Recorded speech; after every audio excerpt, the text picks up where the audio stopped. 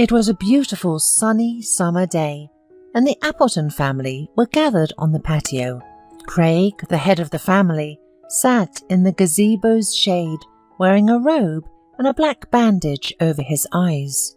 He sipped his coffee while his wife Diana sunbathed on a lounger with a cocktail, looking amazing with her perfect figure and impeccable looks. She fluttered her long, doll-like eyelashes and yelled at her stepdaughter Lisa, a 7-year-old child who was running around the pool trying to catch a butterfly with a net. "Lisa, stop running! Calm down! Can you play quietly for at least 5 minutes? Oh, naughty child." The girl was very active and cute, with curly brown hair and chubby cheeks. She looked like a little angel, but she had long been used to her stepmother's lack of affection, so she did not even flinch when scolded. A beautiful, huge butterfly with colourful wings landed on the edge of the pool. Lisa carefully took out her phone from her pocket and wanted to take a shot. She approached closer and closer to the edge of the pool and suddenly stumbled and fell head over heels into the water. Lisa started screaming and flailing because she could not swim well. "Daddy, Daddy, I'm drowning! Help me!" The father rushed to the pool in a panic, but he was almost blind and went very unsteadily, staggering and catching the space with his hands. He asked his wife for help. "Diana, can't you hear? Help Lisa, I beg you! I can't see anything! Where am I going?" But the woman did not even get up from the lounger, just protested. "You little brat! I told you to sit quietly. This will teach you a lesson. Stop shouting! Swim to the edge and climb out! Come on!" Hearing the girl's cries, gardener Peter threw away his lawnmower, ran to the pool, and jumped into the water. He quickly pulled the girl out of the water.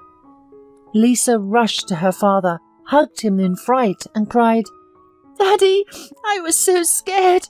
I just wanted to take a picture of a butterfly. The phone also drowned. I didn't mean to." "It's okay, sweetie. We'll buy you a new one. These are just little things. The main thing is that you're alive and healthy. Go change clothes in the house. But please be more careful. Don't approach the edge closely. The tile is very slippery. Don't scare Daddy like that." Diana flew into a rage. "What a weakling you are! You should have punished her for disobeying. She almost drowned and ruined an expensive item. All you do is spoil her, and she's gone completely crazy. When are you going to find a nanny for your daughter? I can't deal with her. She's spoiled and unbearable." But Craig sharply rebuked Diana. "How dare you? She is almost drowned, and instead of helping, you were sitting here. Thanks to Peter. Lisa is just a child who has lost her mother. I love her very much, and you will have to accept that if you want to be with me. Do you think that if you have your own child, they won't run around and misbehave? And yeah, I will definitely find a nanny. I've already placed an ad. But you see, I'm blind now, so it's very difficult to do." Diana realized she had gone too far and quickly backed down. "Don't be angry, dear. I love you very much, you know that. But I can't be tied to Lisa all day. I have training, fitness, massage and a beauty salon. And now, moreover, your business and your daughter are on me. So hurry up and find a nanny. It will make life easier for all of us. Anyway, I have to go. I have a manicure at 12 and a massage at 2. Love you. Don't miss me too much." Lisa was happy that her stepmother was going to leave and quietly sat next to her father, hugging him with her little hands. "I'm sorry, Daddy, I didn't mean to. Why is Diana so mean? She doesn't love me and you. You just don't notice it. I miss my loving mummy so much. And you?" The father sighed, hugged his little girl. "I miss her too, my little one. She was the best. But you know, she's in heaven now." And Diana is not so bad. You're just not used to each other yet. But I promise you'll choose the nanny yourself. By the way, another candidate should be coming soon." The girl kissed her father on the cheek and ran off to play with her dolls in the yard, while Craig closed his eyes in pain and began to reminisce about his life. His first wife, Vanessa, was pretty and an excellent housewife. She was from a decent family, and most importantly, she loved Craig. They were supposed to live happily ever after. But no, 2 years ago she died of a serious genetic illness, and it all started after childbirth. At first her vision deteriorated, then her memory, then her arms and legs stopped working, and then Vanessa became bedridden and gradually faded away. It was so frightening, so scary to watch a young and beautiful woman become a helpless invalid. And Craig literally howled with helplessness, because no matter how much he spent on the medicine in the world, he couldn't get her back on her feet. After Vanessa's funeral, their daughter withdrew, cried for a long time, and still mourned her mum. Craig also thought he would never be able to live with anyone else. But one day, at a business dinner in a restaurant, he saw Diana. She was sitting with a friend, drinking martinis and chatting merrily about something. The business dinner also smoothly turned into fun, with dancing, and now they were dancing a slow dance, and Craig was powerless against the young and desirable body and the onslaught of the beauty.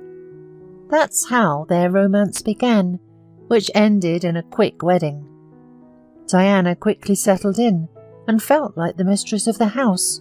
She confidently gave tasks to everyone and commanded. But she and Lisa just couldn't get along. And it was mutual. To be honest, Craig believed that Lisa was just jealous of him and his new wife, and that it would pass with time. But even after 2 years, the situation did not improve. The stepmother and stepdaughter openly fought. And recently, 2 weeks ago, that terrible incident happened. Their driver, Tim, asked for some time off for personal reasons, and Craig had to get behind the wheel himself. At work that day, a businessman stayed late. As he was approaching his car in the parking lot, 3 bandits attacked him from behind. He started fighting, but one of the criminals sprayed pepper spray directly into his face. Fortunately, a patrol car passing by scared off the hooligans. However, the eyes burn turned out to be so serious that Craig almost went blind. Now he had to walk around wearing black sunglasses or a blindfold while he was undergoing intensive treatment. The doctors warned him that if the medications didn't help, he would need an operation to restore his vision. This gave him some hope, but he was still terribly nervous. Craig was practically disabled for a while and was forced to stay home. What was most annoying to the businessman was that he couldn't understand who he offended so much. He hadn't had such sharp conflicts in a long time. Now he had to manage the company from home, talk to partners on the phone, and hold online conferences. Surprisingly, his wife, Diana, quickly got involved in the business and plunged headlong into this. Craig's thoughts were interrupted by a pleasant voice.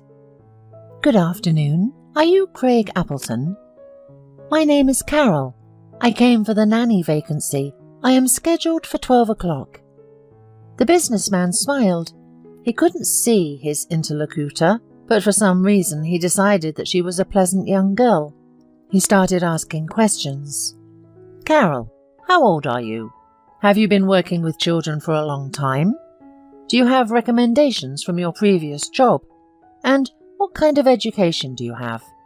I just love my daughter very much and I want to find a real professional for her." Carol sighed. "Then I probably won't suit you. I have no recommendations. but I love children very much and am ready to work for a small fee. I have already met with Lisa. She's a wonderful girl. I promise to be with her all the time, to teach her." At that moment, the girl ran up. Seeing that her father was hesitating and frowning, she started speaking cheerfully, winking at Carol. "Daddy, let's choose Carol. I really like her.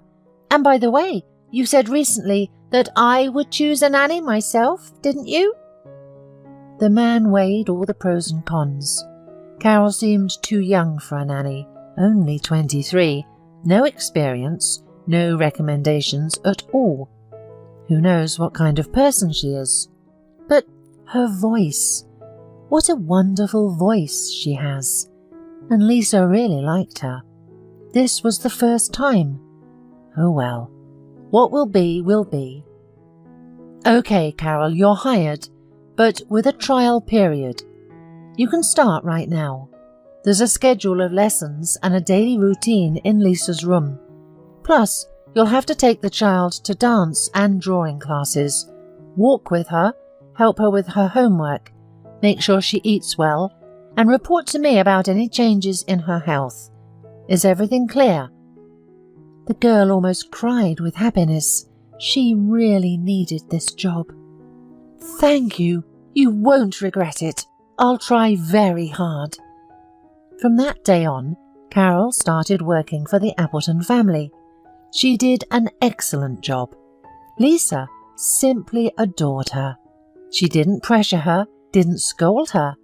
They were more like friends. If Carol noticed that Lisa was starting to slack off or didn't want to write the unfortunate letters, she would resort to a trick. She would immediately organize a competition. "Okay, whoever completes the task faster and better will get the biggest and most delicious vanilla ice cream.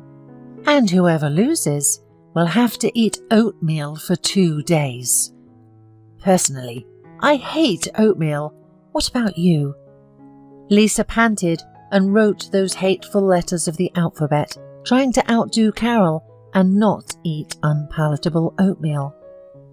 Craig was happy with the new nanny. His daughter was doing well academically and had a good mood. In the evenings, she enthusiastically talked about Carol, teaching her how to make a fancy hairstyle or create macrame. Only Diana was not thrilled with the new nanny and kept muttering, "You choose a strange nanny for Lisa. Not only is she a young upstart, but she spoils your daughter more than you do. What kind of upbringing is that? We need to be stricter with Lisa, otherwise she'll just relax." The girl started to ignore me. Before, at least, she would get angry, but now she just keeps quiet and goes to Carol. Craig laughed and said, "You will not be contented with anyone, my dear. No nanny is bad, but having a nanny is also not good for you. If Lisa is rude, you don't like it. If she doesn't say anything, also bad. Maybe you just don't want to find a way to connect with the child." Diana pursed her lips and grudgingly fell silent, thinking to herself, "Do whatever you want. Just keep that annoying girl away from me. I'm so tired of her." There was a grand piano in the mansion, and Craig used to be a musician in the past. Sometimes he felt nostalgic and played some melodies on it. But when he heard Carol and Lisa playing the dog waltz together on the piano and laughing merrily, he almost fell off his chair. He asked Carol, "Carol, do you play the piano? I'm pleasantly surprised. I was a musician in the past too. Play something else. I'm curious to listen."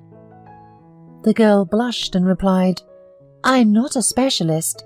I just had a good music teacher in the orphanage. She taught me and said I had talent, but I really love music, especially this melody. It touches my heart." And Carol played a slow and romantic tune. And Craig literally fell into a stupor. Tears willingly rolled down his cheeks, and everything in his soul was overturned by the old experiences of his youth. He kept repeating to himself, "My God, this is simply impossible." When Carol had finished, he thanked her and asked, "Tell me, where did you learn this melody?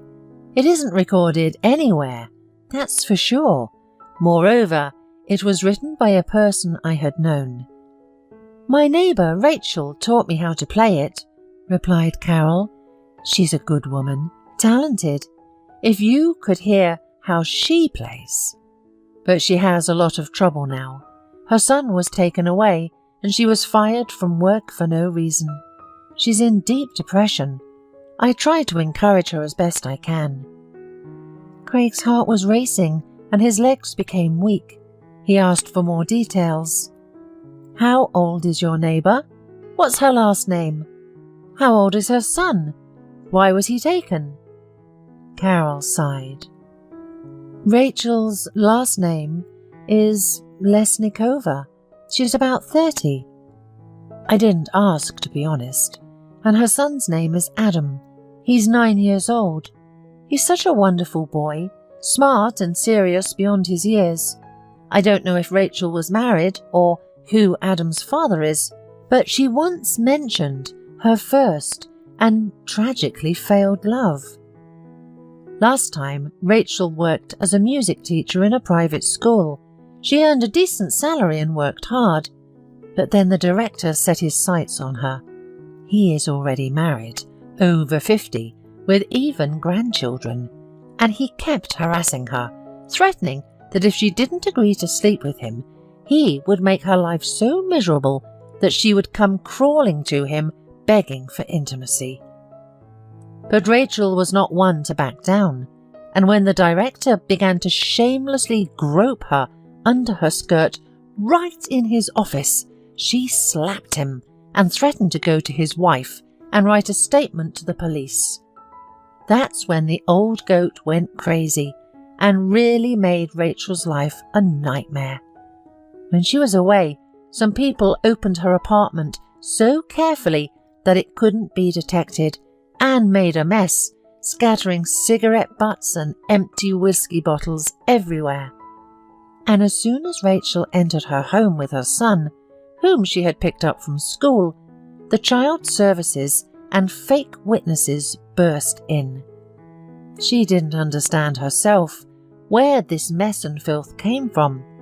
So they took Adam away, saying that Rachel was drinking and not taking care of her son, and so on. But that's a complete lie. I often visited my neighbour. Her house was always clean, I swear. She didn't even smoke, and we could only have a little wine on birthdays or other holidays. In short, Rachel was in shock. She was pounding on the doors of all the authorities, trying to get her son back and prove that she was slandered, but all in vain. The director also fired her from her job and even embarrassed her in front of everyone, telling everyone that she was an alcoholic and an irresponsible mother, and that she didn't belong in school. Since that day, Rachel has completely lost her spirit, spending all her time under the windows of the orphanage crying. Adam suffers there too, begging to go home. Just imagine what it's like for a little homely boy to end up there. They only show how wonderful it is on TV, how the children are well fed and dressed there. I was an orphan and had been living there. It's a nightmare. I feel so sorry for both Rachel and Adam. I would personally strangle this mean old man with connections who ruined my neighbour's life for his lust. Craig was shocked with what he had listened, and tears flowed from his eyes, irritating his already damaged eyes. Everything matched. It couldn't be true. He asked it with a trembling voice. "Carol, I beg you, bring Rachel here tomorrow. I really need to see her, or at least hear her. You see, we had known each other, but it's a long story. Just do as I ask." The girl was very surprised, but nodded. "Okay, as you say. I'll come with her tomorrow morning, if she'd like to, of course.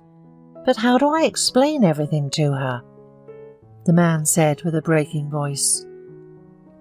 "Just tell her that Craig is waiting for her." When Carol came to feed Lisa lunch, Craig locked himself in his office, clasped his head in his hands, and began to remember his youth and Rachel. Craig grew up with his mother alone. He never knew his father. In childhood, she told him fairy tales that his father was a polar explorer, a geologist. But when the boy grew up, he understood everything himself and no longer asked stupid questions. From early childhood, Craig adored music. He could sit for a long time and listen to a favourite melody, and once, when he and his mother were visiting acquaintances, the 5-year-old boy sat down at the piano and, simply playing the keys, could play a simple tune. His mother decided to send him to a music class, where he met Rachel. Craig well remembered how stunned he was when he saw this cute skinny girl with 2 huge bows and sheet music folder in her hands. They were seated at one desk, and from that day on, Rachel and Craig became best friends. Then they decided to enter a music college together, made their first serious successes, and performed at concerts. Over the years, their childhood friendship gradually turned into true love. Rachel was always so airy and dreamy. For her, everything material was not the main thing. She lived with love, music, and didn't pay much attention to the fact that musicians' salaries were small and they had to live on a shoestring, saving on everything. But all of this really irritated Craig. Like any man, he dreamed of having his own house, a cool car, dressing well and living comfortably. That's why, after finishing college, he didn't pursue further education and instead tried his hand at trading and starting his own business. This caused the couple to argue more and more. "Craig, what are you doing? Don't give up on music. It's your talent. You're really gifted. Your fingers were made for playing, creating." But the man got angry. "Rachel, I don't understand you. You're not of this world. Don't you see that we're poor? How and what are we going to live on? On the few pennies we earn from music? Who needs those concerts now? I work to give you these gold earrings, to dress well and eat well. Another girl would be happy with that. And you? You could give private lessons and earn good money yourself instead of trying to teach me how to live." Rachel was deeply offended, took off the earrings and threw them in her fiancé's face. "Take them! They're not a gift if you're going to use them against me. Maybe it's better for us to break up. I don't understand you. I don't know what happened to you, why you've changed so much. You've become harsh, dry and soulless. I want a quiet, simple family life. I don't need wealth. The main thing is loyalty, trust and love. And you've gone crazy, obsessed with these monies. You disappear for days, your eyes are red, you've completely given up music. When was the last time you sat down at the piano? I won't give private lessons. I won't take money from children." Craig waved his hand angrily. "Well then, leave. Live your life the way you want. But you'll regret leaving me. I'll become a big businessman. Then we'll see." So they argued and foolishly broke up without any good reason. Craig pursued his career and soon opened a chain of auto repair shops. He worked day and night like a squirrel in a wheel. Then he met Vanessa, got married, had a daughter, and other worries began. In this crazy whirlwind, there was no time to look back. His wife's death greatly weakened the man, but then he met Rachel and succumbed to her charms. It cannot be said that he did not love Diana. There were feelings, passion and attachment, everything except for that unique, light and pure feeling of happiness and trembling he had experienced when he was with his Rachel and music. And only now, when he heard that same melody from his youth, written by Rachel, his heart constricted and a wild longing came over him. He desperately wanted to meet Rachel again, to talk heart to heart. No matter how you look at it, first love lives in a person's heart all their life. It's never forgotten under any circumstances. The man could barely wait for the next day. He meticulously shaved and got ready in the morning. He couldn't wait for Diana to leave for the beauty salon. Her mindless chatter about rags and washing bones for neighbours and acquaintances was driving him crazy. Carol took Lisa to school and returned home not alone, but with Rachel. Though Craig could only see a blurry silhouette, the light scent of her floral perfume and her gentle, bell-like voice hadn't changed. The woman exclaimed, "Craig, is it really you?" When Carol told me yesterday that Craig wanted to meet me, I was surprised. "And you've changed so much. You've become a brutal and prominent man. What happened? Why did you want to see me? And why do you have a black bandage over your eyes? Are you sick?" Craig listened to her words and tears streamed down his face. He took Rachel's hand and felt its softness and delicacy with long fingers made for music. The man began to kiss and caress each finger and whispered, "My dear Rachel, how happy I am to see you, to breathe your scent. We were such fools to break up back then. You ask what's happened to me. 2 weeks ago a bunch of ruffians attacked me and sprayed me with pepper spray in the face. Now I'm almost blind. I can only see blurry silhouettes. The doctors say I need an operation. But that's not important. Carol told me that you have a son, Adam. Rachel, tell me, is he mine? Tell me the truth. Do I really have a son?" The woman sighed and answered softly, "Yes, Craig. Adam is your son. I haven't been with any other men except for you. No matter how hard I try to forget you, to get you out of my head, I can't. But they took my little boy from me. My heart is breaking. I can hardly sleep. I just sit and wait outside the orphanage, hoping he'll wave to me out of the window. What did I do to deserve all this? I never did anything wrong to anyone. How I hate that lecherous goat who had ruined my whole life. He's paid everyone off just to hurt me as much as possible. I'm so desperate that I'm about to agree to his terms, just so he'll give me my son back. There's no other way." Craig squeezed her hand tightly and almost shouted, "No, don't even think about it. I'll help you get your boy back. Give me all his information and yours too. I'll find the right people, hire the best lawyers, and together we'll bring down that wretch. I have connections in the police department. Remember Henry Black? You won't believe it, but he's already a police captain. So don't worry, I'll get Adam back. I won't let my son wander through orphanages. Please trust me, Rachel. Everything will be fine. I've never met anyone like you, and now I won't let you go. Know that."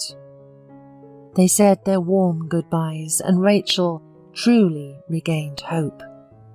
Craig called Henry, and he quickly agreed to his classmate's request, suggesting that they carry out the operation. Rachel had to call the director and pretend to agree to his terms and set up a meeting. They gave her a microphone, and her task was to make her boss confess to everything. Then he can be caught. And so she did. Rachel was distressed, but she was ready to do anything for her son. She took a deep breath and resolutely dialed the director's number. He reluctantly answered. "You finally agreed, stubborn girl? Or why are you calling?" Inside Rachel, anger boiled and she could barely hold herself back. But she answered as gently as possible. "Edward, I beg you, give me back my son. I agree to anything. Let's meet. Tell me where and when." He smirked. "Well, let's meet. Tomorrow at 6 in the evening in my office. There's also a comfortable couch for discussions. I'm waiting for you, my sweet little bird."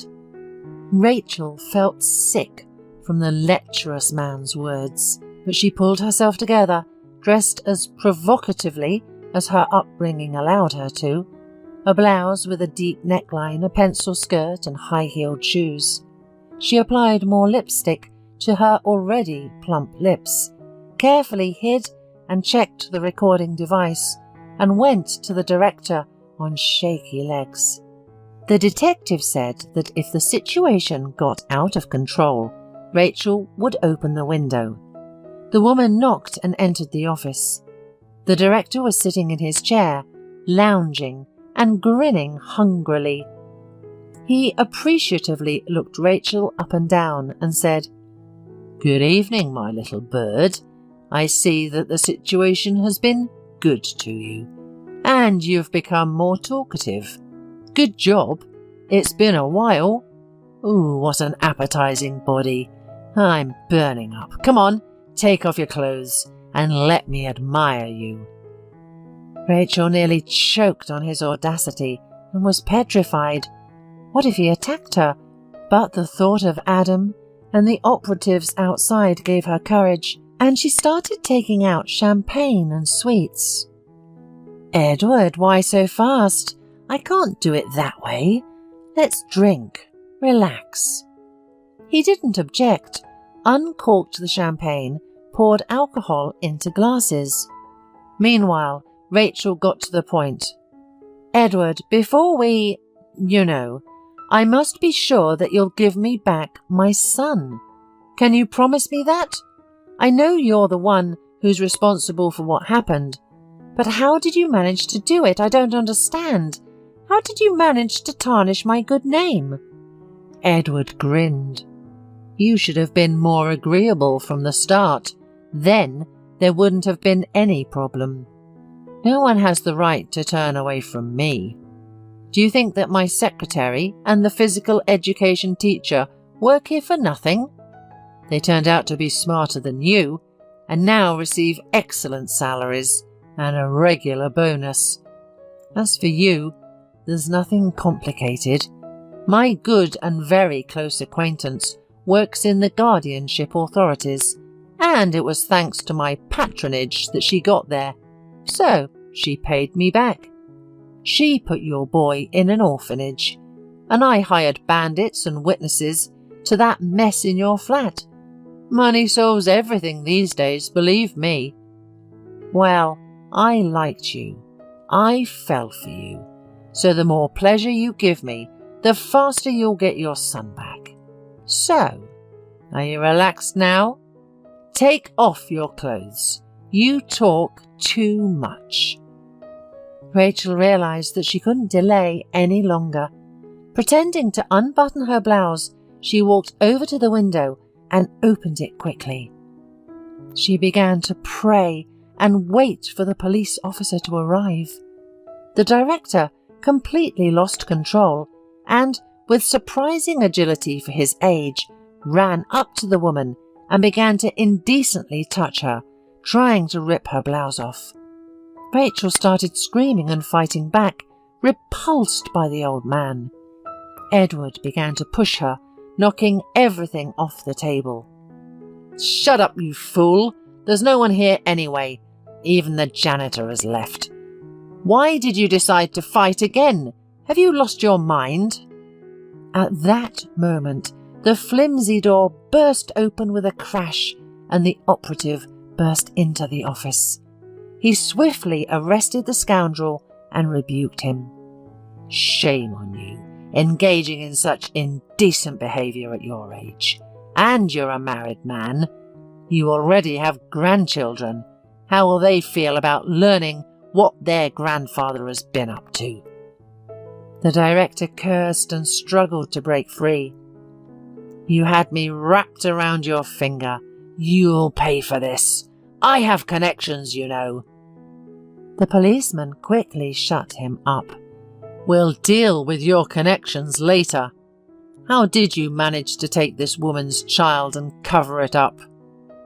Rachel finally relaxed, exhaled, and burst into tears from the stress she had just endured. "Will they return Adam to me now? He confessed to everything, didn't he? Did I do everything right?" She handed the officer a recording device. He reassured her. "We'll sort everything out. I think you'll be reunited with your son soon. Don't worry. And we'll send the scoundrel to prison. People like him belong behind bars." The case made headlines, and the lecherous director was convicted. The townspeople were outraged that he had worked at the education institution for so many years. Rachel was reinstated at work, and her good name was restored. Most importantly, she was reunited with her son. The woman wept and kissed her little boy without stopping, and he couldn't let go of her embrace either. Meanwhile, Craig eagerly awaited the meeting with his son. He was so absorbed in Rachel's problems that he had completely forgotten about Diana. But she had been watching everything from the sidelines and decided to clarify the situation. "Darling, what's going on? You're always on edge making phone calls and talking about Rachel and her son. Can you explain something to me?" The man couldn't see the young wife's contorted, angry face, but he strongly felt the hatred and anger emanating from her. At that moment he realized he no longer wanted to live with her. It was obvious she would never get along with his daughter. Furthermore, Craig didn't really love her that much. It was more of a passion, an obsession that quickly dissipated. Diana had become more and more impudent, taking control of everything in his house and becoming almost uncontrollable, imagining herself as the mistress of everything. Craig sighed heavily and began an unpleasant conversation. "You're right, Diana. We needed to talk seriously for a long time. First, I'll answer your question. Rachel is my first and long-standing love. We studied together at the music school. Then we foolishly broke up. It turned out that she was already pregnant, but didn't even know it yet. She gave birth to a son named Adam. So now I'm the father of 2 children, Lisa and Adam." Diana exploded. "Even better! Are you saying that besides your spoiled daughter there will also be a boy living here? That's terrible. I don't even want my own children yet, and you're pushing someone else's on me." Craig bitterly smiled. "You didn't listen to me, Diana. Our romance spun so fast and quickly that I couldn't even understand anything myself. But the passion quickly faded, and 2 years later we are almost strangers. You don't get along with Lisa, and apparently you're not going to find an approach to her. When I saw Rachel after many years, I realized that I still love her, like in my youth. I understand it's unpleasant for you to hear this now, but I'm not going to lie. Tomorrow I'm going to talk to the doctor about the eye surgery, and then we'll probably have to part ways. Don't worry, I'll leave you the apartment in the residential area and the car I gave you. And then, well, sorry, you're on your own. You'll have to find a job and live like everyone else. Diana jumped up and screamed in a voice not her own. What a statement! I'm your wife, so half of all your property and business is mine. I'll take everything that's rightfully mine. Ungrateful! I've been living with you for 2 years, putting up with your unbearable daughter. At least you could say thank you. By the way, I'm not going to live with you anymore either. I don't need another burden on my shoulders. I'm only 25 years old, my whole life ahead of me. I want to have fun, enjoy life, not take care of someone else's children and a blind husband. Here, Craig couldn't take it anymore. So that's how you talk. While I was healthy, giving you gifts, buying you gold, being a good husband, now that I'm disabled, I'm not good enough for you. Well, then we can say goodbye right now. I won't keep you any longer. Diana realized she had said too much and changed tactics. Honey, wait, let's stop now. We both got angry and said too much. Let's wait until you get better and recover before we have this unpleasant conversation, okay? Craig, don't rush into surgery. The doctor said a month, not earlier. Otherwise, God forbid, there may be complications. Come to me, I'll kiss you. But it all sounded so insincere and fake that the man just pushed away from his wife and sharply replied, As you wish. I've said everything. Sorry, I need to listen to the recording of the meeting sent by my deputy. Diana quickly left the man's office, boiling inside with anger. Ooh, you miserable invalid. He's leaving me an apartment? But what am I supposed to live on? Go work? God forbid. I'm not meant for this. Just wait. I'll get you. You'll remember me for a long time. Craig didn't listen to his wife and decided to consult a professor. Rachel offered to go with him to support him as a friend. It was so touching and pleasant. Carol and Lisa had their after-school activities that day, drawing, sculpting. They came home late and froze. There was a terrible mess in the house. The safe was open and empty, and many expensive things and technology were missing. Carol was scared to death and immediately called the police and Craig. We have an emergency. Lisa and I just got back, and here it is. You've been robbed. Everything's turned upside down. The safe's open. There's no TV. There were documents on your shelf. Maybe something else. I can't tell right away. I called the police. Come quickly. The man ordered Carol. Okay, go with Lisa to the children's room. Lock yourselves in and don't open the door for anyone until I get there. I'll be there soon. He immediately forgot about his illness. Craig turned on the camera, recording, and was horrified by what he saw. Diana and the driver, Tim, were running around the house, grabbing everything in sight: electronics, jewellery, money, and valuable papers. The wife had no idea that there were cameras, so she got angry and shouted, "There you go, hubby. You'll remember me yet." Tim responded with anger. What a lucky wretch. We couldn't finish him off then, only blinded him. Otherwise, we would have sent Lisa to a shelter and lived here like kings.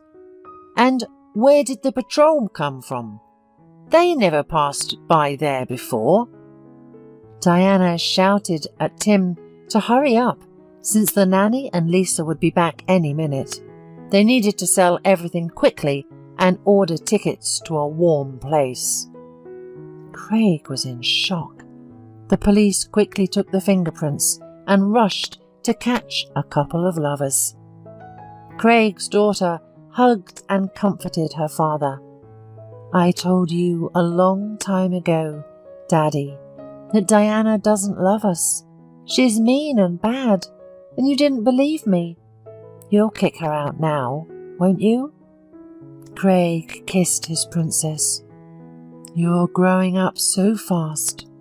Yes, Diana won't be living with us anymore, but I would like to introduce you to a nice woman.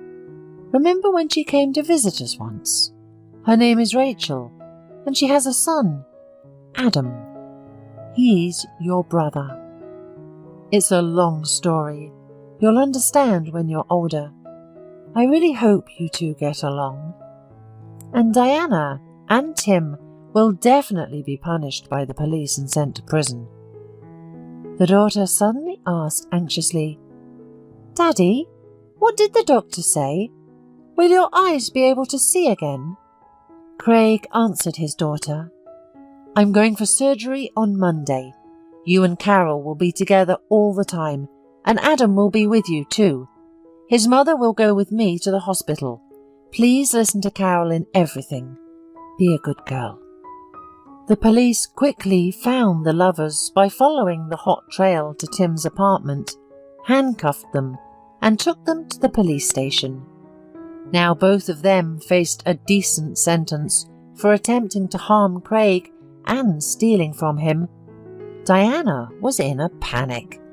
The grey, damp government walls, the dirty mattress, and the terrible gruel filled her with indescribable horror. Only now did she realize what awaited her. She cried day and night and cursed herself, saying, "Fool! Idiot! Why didn't I just live peacefully? And now what? What did I ever get involved with this Tim? I need to meet with Craig urgently and beg for forgiveness. He's kind, he'll forgive me. I agree to get out of this city as far as possible. Anywhere, as long as it's not prison." Meanwhile, Craig filed for divorce, leaving all the hassle to his lawyer, and went in for surgery. Rachel was by his side. Carol stayed at home with the children. Adam was initially shy and embarrassed, but the lively and restless Lisa quickly befriended him and found a common language. Within a day, he felt at home in the Appletons' house. After school, they always went to visit Craig in the hospital. The operation was successful, and soon the bandage would be removed from his eyes. Everyone was eagerly and anxiously waiting for this moment. During this difficult time, Craig, Rachel, Carol, and the children became so close that they truly became one big and friendly team. Lisa and Adam understood that their father was sick and tried not to misbehave or upset him, especially since they always had fun and interesting times with Carol. Finally, Craig was able to wait, and his bandage was carefully removed. Bright light immediately hit his eyes, and he instinctively closed them. Tears streamed down his face. Then he slowly began to open them, and finally saw the world as it was before the tragedy. The doctor examined Craig and was satisfied, ordering him to prepare for discharge. When Craig himself walked out of the office, smiling broadly, and saw Rachel in the hallway, he exclaimed, "My dear, I knew you hadn't changed at all over the years. You just became even more beautiful. The same lips, curls, long eyelashes, and the lock tucked behind your ear. Rachel, you are so beautiful. Finally I can look at you, admire you every second, and see my son. Thanks to Carol, I will be grateful to her for the rest of my life for playing our melody on the piano. Believe me, I almost fainted. Everything in my soul stirred. You wrote it yourself, Rachel. How happy I am that you have appeared in my life again. I am ready to sell all this business. To hell with it. It has been a thorn in my side. I have earned enough money over the years for my whole family to live comfortably for many years. So let's try to live as you want. In love, peace, enjoying each other, and beloved music. Are you okay with that? Rachel cried tears of joy and hugged Craig. You're my little fool. These are the words I was hoping to hear from you back then, you know? I was so upset that you chose money and business over our love and calling to music. Of course I agree. I still love you. Do you remember when we first kissed? You played me the Moonlight Sonata, and then we spent the whole night looking for the Big Dipper in the night sky and passionately kissing. You wrapped me in your jacket and held me gently, hiding me from the rain, and at that moment I was the happiest. Do you believe me? Let's go home. Everyone is waiting for us there. When Lisa saw how confidently her father walked out of the car, she understood that he could see and immediately rushed to him. Hooray, Daddy! You recovered! I'm so happy! Let's go quickly. We baked you such a cake, you'll love it. Adam and I helped Carol. Adam stood shyly on the sidelines, not daring to approach Craig. They still hadn't talked properly.